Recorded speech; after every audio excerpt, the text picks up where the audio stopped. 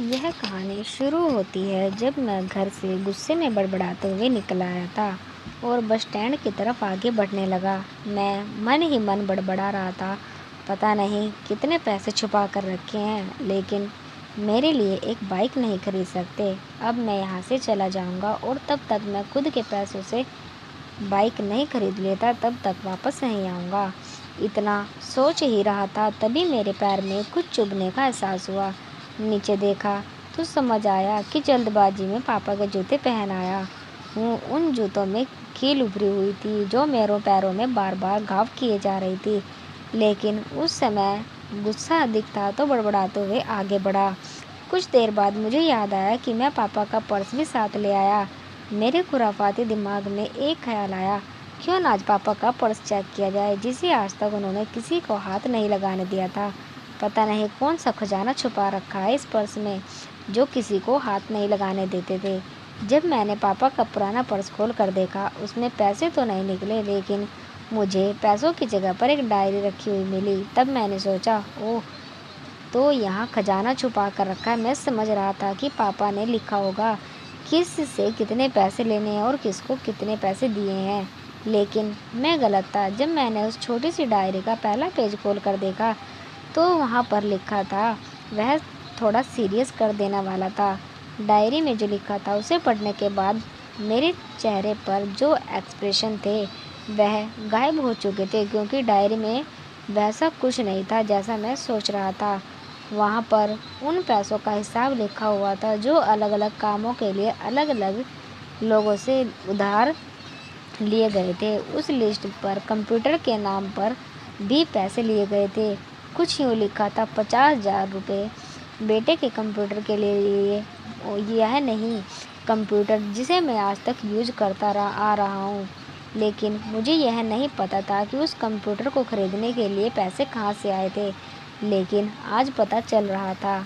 मुझे आज भी याद है जब मैंने पहली बार कैमरे के लिए जिद की थी तो मेरे पापा ने मुझे 2 हफ्ते पहले मेरे बर्थडे पर गिफ्ट किया था, जिसे देखकर मैं बहुत खुश हुआ था और मुझे देखकर पापा कहीं ज़्यादा खुश, मगर अगर कोई था तो वह थे पापा।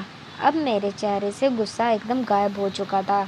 जब मैंने अगले पन्ने पलटे तो वहाँ पर कुछ इच्छाएं लिखी हुई थी। पहली जो इच्छा थी उसमें लिखा हुआ था, जूते अच्छे पहनना। यह बात मेरी कुछ समझ नहीं आई। तभी मेरा पैर अचानक सड़क पर भरे हुए पानी में जा गिरा और तभी पैरों में कुछ गीलापन होने का एहसास हुआ। जब मैंने जूता उतार कर देखा तो उसका तला टूटा हुआ था। यह देखकर मुझे डायरी में लिखी हुई बात याद आ गई। तभी मुझे माँ पापा की बातें कही हुई याद आ रही थी और माँ कैसे कहा करती थी कि अब जूते तो पुराने हो गए हैं, नए ले लीजिए। तो पापा अक्सर यह कहकर टाल दिया करते थे, जूते अभी और चलेंगे, अभी कुछ दिन पहले ही तो लिए थे। मुझे आज समझ आ रहा है कि कई कितने दिन और चलेंगे। साथ ही साथ यह समझ आ रहा था कि पापा पर्स क्यों छुपा कर रखते थे। तभी उस डायरी को पढ़ते हुए बस स्टैंड पर पड़ी बेंच पर आकर बैठ गया। अब उस डायरी का आखिरी पन्ना बच हुआ था। उस पन्ने को जब मैंने पलट कर देखा तो वहाँ पर कल की डेट लिखी हुई थी। तारीख के नीचे लिखा हुआ था कि 50,000 रुपये बेटे की बाइक के लिए लिए। बस इतना पढ़ा और दिमाग सन रह गया। अब मेरे मन में कोई शिकवा गिला नहीं बचा, बस मेरी आंखों में आंसू आ रहे थे। अब मैं जल्दी से घर की तरफ भागा, लेकिन जूतों की वह कील पैरों में अब तक घाव बनाने में कामयाब हो चुकी थी। मैंने जूते को रास्ते में ही निकाल कर फेंक दिया और भागते लड़खड़ाते हुए घर जा पहुंचा, लेकिन पापा घर पर नहीं थे। मैं समझ गया कि वह कहाँ है।